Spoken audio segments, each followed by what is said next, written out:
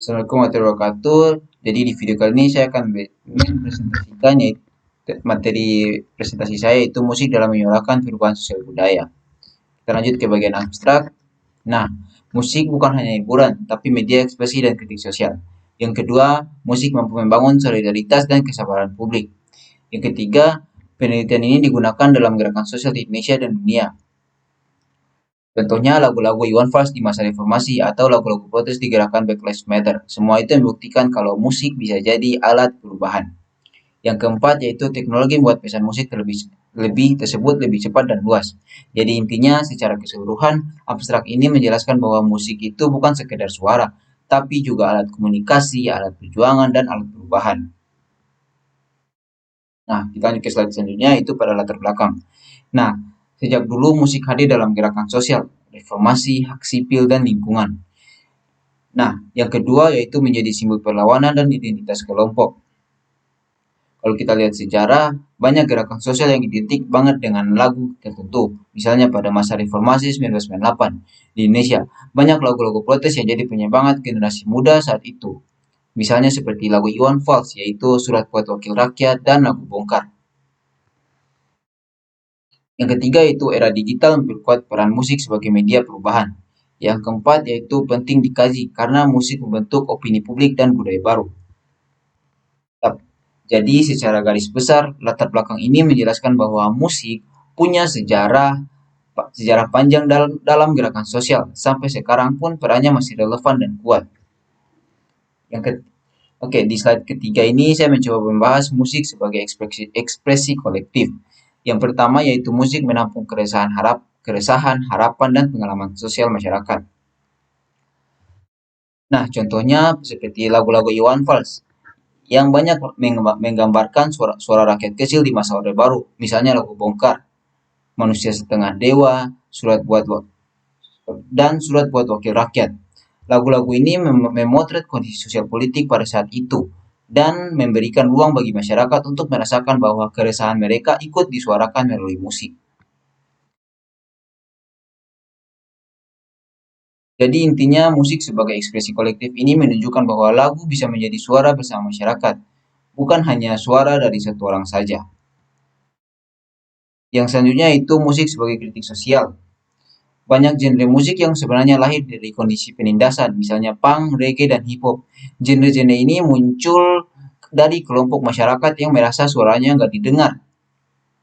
Jadi musik mereka akhirnya dipakai sebagai bentuk perlawanan terhadap ketidakadilan sosial. Nah, di Indonesia ada band-band yang lagu-lagunya digunakan sebagai kritik sosial, seperti pada lagu Ufis. Mereka cukup keras dalam berkarya yaitu yang mengangkat tentang isu-isu demokrasi dan media. Yang pertama lagu mereka itu tentang lagu peradaban yang menggambarkan keresahan generasi muda terhadap situasi sosial politik di Indonesia.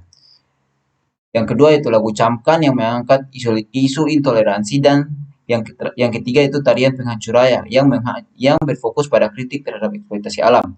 Selain itu lagu yang sering dipakai pada waktu demo pada bulan September kemarin yaitu lagu Kami Belum Tentu, ada juga tadi Peradaban dan juga Gugatan Rakyat Semesta. Nah, selain Fish, ada juga SID atau Superman is Dead yang dikenal dengan advokasinya terhadap masyarakat Bali dan isu lingkungan. Lagu-lagu mereka seperti Sunset di Tanah Anarki yang bicara soal ketidakadilan dan kapitalisme yang merusak ruang hidup masyarakat Bali. Yang kedua yaitu lagu Jika Kami Bersama mengajak pendengar untuk melawan ketidakadilan secara kolektif. Dan Pang hari ini, Pang selamanya mempertegas semangat perlawanan terhadap penindasan.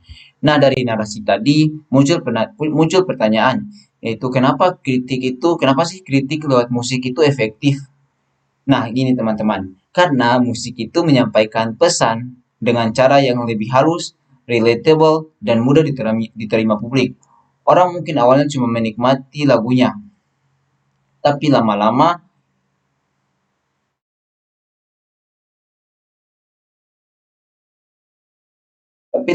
ikut memahami pesan yang disampaikan. Jadi, musik ini bisa membawa kritik sosial ke audiens yang lebih luas tanpa menggurui. Nah, lanjut pada slide kelima, musik sebagai bentuk resistensi. Nah, yang pertama itu musik digunakan untuk menolak kekuasaan yang menindas. Yang kedua, lirik sering mengandung pesan perlawanan simbolik. Yang ketiga, menjadi ruang aman bagi kelompok marginal untuk bersuara. Yang keempat itu, saya ambil contoh itu hip hop komunitas minoritas di Amerika Serikat dan beberapa contoh komunitas hip hop di Indonesia Timur. Set keenam yaitu musik dan transformasi budaya. Musik memiliki cara pandang baru dalam masyarakat. Musik tidak hanya menggambarkan keadaan sosial, tapi juga bisa menciptakan cara pandang baru dalam masyarakat. Melalui musik banyak nilai, gagasan, perspektif baru diperkenalkan sehingga masyarakat perlahan mulai melihat suatu isu dengan cara yang lebih terbuka. Saya ambil contoh di sini yaitu band yang berasal dari kota Bandung yaitu VOB atau Voice of Baseport yang berisikan 3 orang wanita berhijab yang membawakan genre musik rock. Mereka sering membahas stereotip terhadap perempuan, terutama perempuan berhijab, yang dianggap tidak cocok berada di dunia musik rock atau metal. Kehadiran mereka di panggung musik justru menantang anggapan tersebut dan menunjukkan bahwa perempuan bisa bebas berekspresi tanpa dibatasi oleh norma dan stereotip tradisional. Yang ketiga itu musik mampu membantu menciptakan budaya yang lebih inklusif. Set ketujuh yaitu pelestarian identitas budaya melalui musik. Musik tradisional diberi sentuhan modern untuk tetap relevan. Yang kedua, komunitas lokal di beberapa daerah Indonesia, khususnya Maluku Utara, memakai musik untuk menjaga identitas, seperti pada gambar di samping yaitu musik Yanger, yang berasal dari daerah Halmahera Utara. Yang ketiga, musik menjadi alat edukasi budaya di era globalisasi. Selanjutnya, peran teknologi dan media sosial. Musik bisa viral lewat TikTok, YouTube, dan Instagram. Yang kedua, kampanye digital yang menggunakan musik seperti hashtag Black Lives Matter, hashtag Papua Lives Matter, hashtag Save Palestine, dan hashtag Warga Jaga Warga yang sempat heboh kemarin. Yang ketiga itu memperluas jangkauan aktivisme hingga lintas negara. Yang ke-8, slide ke-8 yaitu musik bekerja pada level emosional, yaitu ritme dan melodi membangun rasa kebersamaan. Yang kedua, lagu protes bisa menyatukan massa meski tidak saling kenal. Yang ketiga, musik berfungsi sebagai bahasa universal atau gerakan sosial. Nah, kesimpulannya, musik adalah alat ekspresi, kritik, resistensi, dan perubahan budaya. Musik dapat memperkuat identitas kolektif dan menyebarkan nilai baru. Nah, era digital membuat pengaruh musik semakin luas. Saran untuk musisi, terus produksi karya yang berperan sosial. Untuk masyarakat, dukung musik yang membangun kesadaran. Untuk pemerintah, berikan ruang kreatif untuk musisi. Dan untuk para peneliti, eksplorasi terus musik dalam konteks digital dan lokal. Nah, mungkin itu sekian dari saya. Terima kasih. Wassalamualaikum warahmatullahi wabarakatuh. Nyain song mata kaji semain seng